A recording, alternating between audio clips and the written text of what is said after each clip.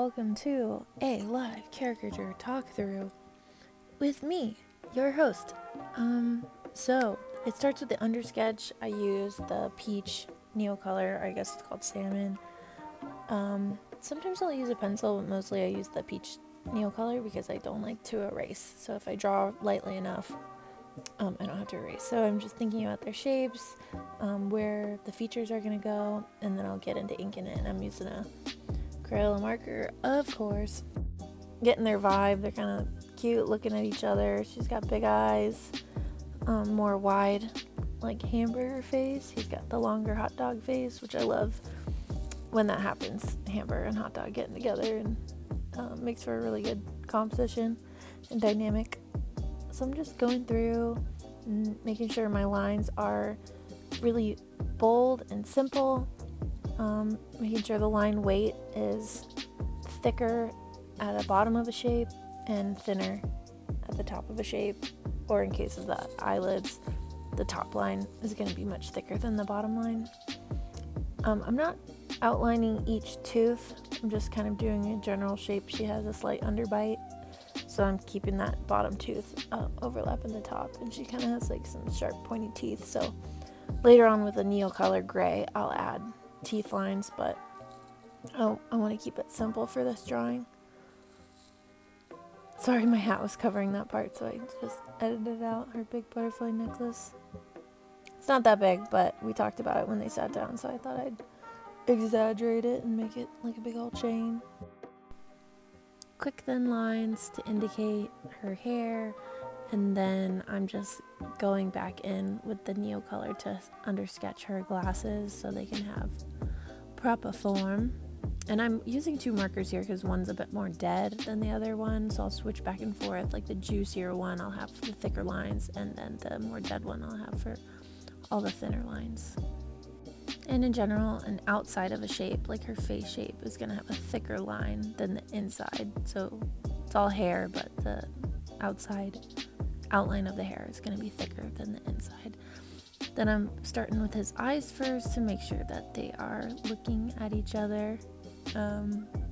Cute little couple vibes. I like that they're both like kind of nervous but chilling, but her knee is like slightly pressing his knee. I just sensed, I don't know, they're just a sweet couple. And again, thicker line for the top lid, thinner line for the bottom. And I'll leave a lot of like details for color. I like big bold strokes next to like more thoughtful ones. That's always exciting for me. And I like to have his hat hanging off like that.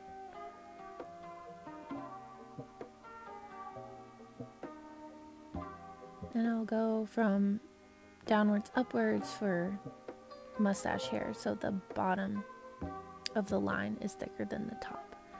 And same for this. It's the bottom of his beard and form, so it's going to be much thicker than the inside lines of his beard.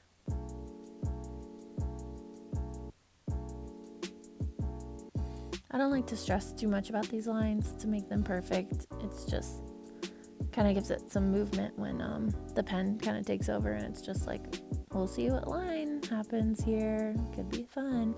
But I feel like when I go faster with the line, like really think about where the line is going and then do it as quick as possible, it ends up looking like really confident and juicy, even though it took me time to plan out in my mind.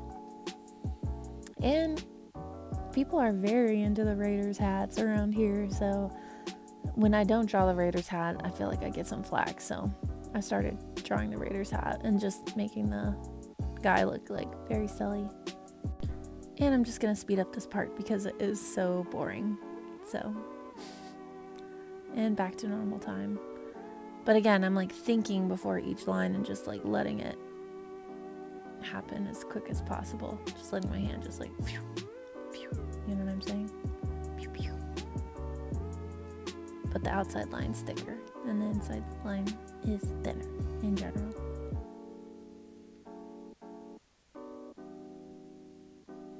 Gotta add the hearts, of course. Signature and year. Now I'm taking a Crayola marker from the Around the World pack. It's like dark tan or something, and I'll use that for the shadows. I've been really happy experimenting with all my materials, so this is my process at the moment, using this particular color as a shadow. When it runs out, I'll switch around. Sometimes I'll just do the pan pastels for all the color, but I find that this looks really good to have like a harsh shadow mixed in with like super soft pan pastels. So I'm just going over the face and like where a shadow might fall, even though it's not exactly the lighting there. I like to use lighting from my Mind Palace, just where I know the shadows would hit, like underside of the neck and the cheek and below the nose. Now I'm mixing the pan pastels using a makeup sponge I bought from Amazon. Those 2 colors in the bottom left of my palette. Mixing them together. His I'll lean more towards the tan, and hers I'll use more of that light peach, so they can have a difference in skin color. And I'm just rubbing it onto the paper. It surprisingly doesn't smudge too much. It depends on the paper you're using. This paper's Hammermill smooth, so it's a little bit too smooth for pan pastels, but once I push it in the paper, it's like pretty hard to get out. Yeah, so I'm just going around that, leaving the white of the paper for the highlight, like on the tip of the nose and the cheek, and kind of gradiating it from the lines where I put the tan Crayola, making sure her eyelids are very dark, because I think that's a big feature about her, is having dark circles around her eyes. Big beautiful eyes.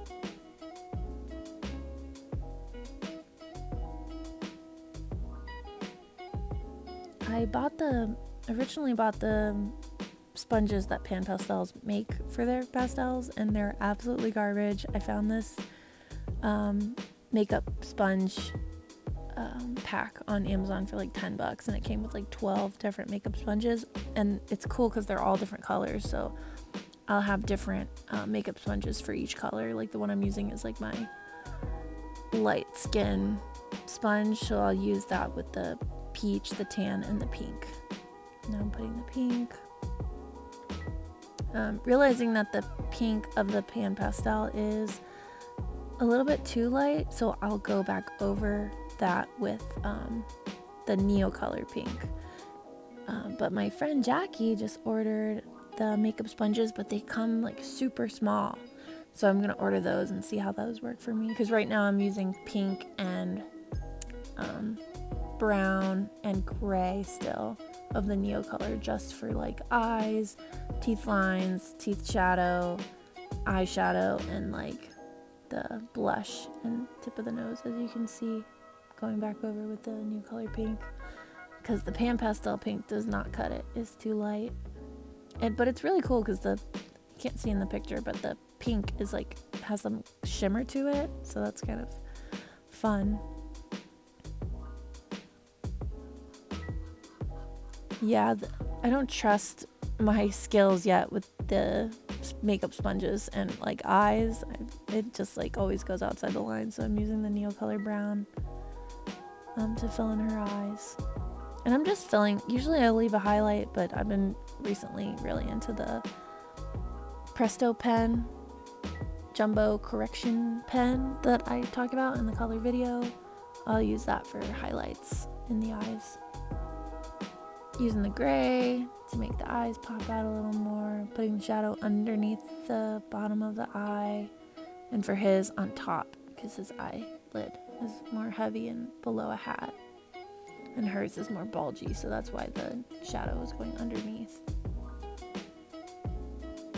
Now I'll put the lines in with the gray, because their teeth are kind of crowded. They're not really spaced, so I don't want to use the Crayola marker to make that indication line.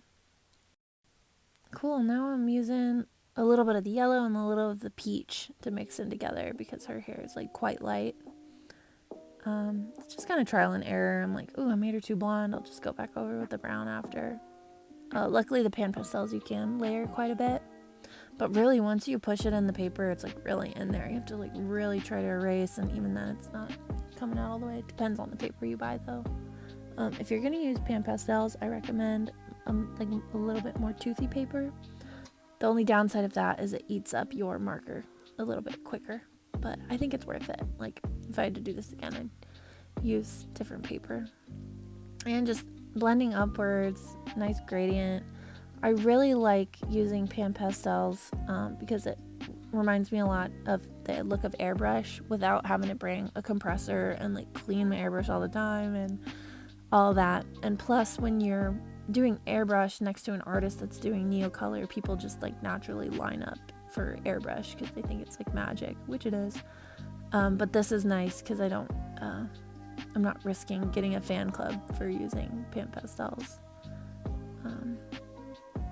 Yeah, absolutely adore pan pastels. They've been so fun, and as you can see, it's like so much faster than neocolor. Retains gold, so I'm using that gold color of pan pastel, and I leave a big white spot in the middle to make it look shiny.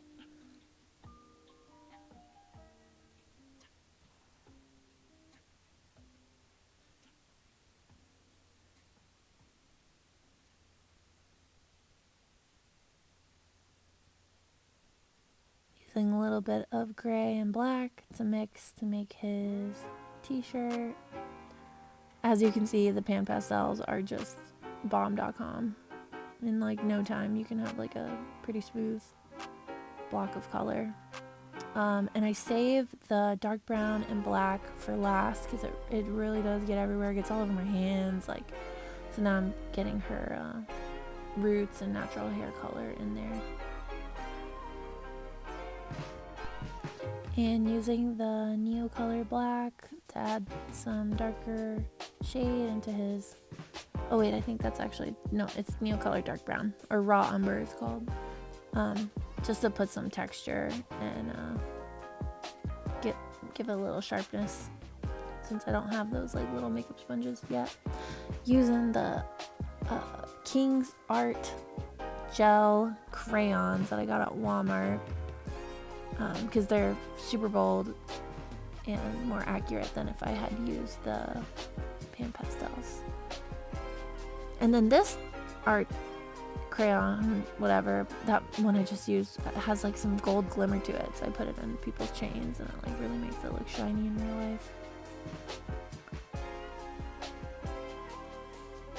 Signature energy blue force field popping out of the heart. Presto jumbo whiteout pen for those little highlights. And I think that's it. Oh wait, forgot his hat brim. Doo-doo-doo. Yeah, let me know what you guys think. Hopefully this was helpful. Thank you so much for watching. Their reaction was a little underwhelming, but I thought it turned out okay. Thank you.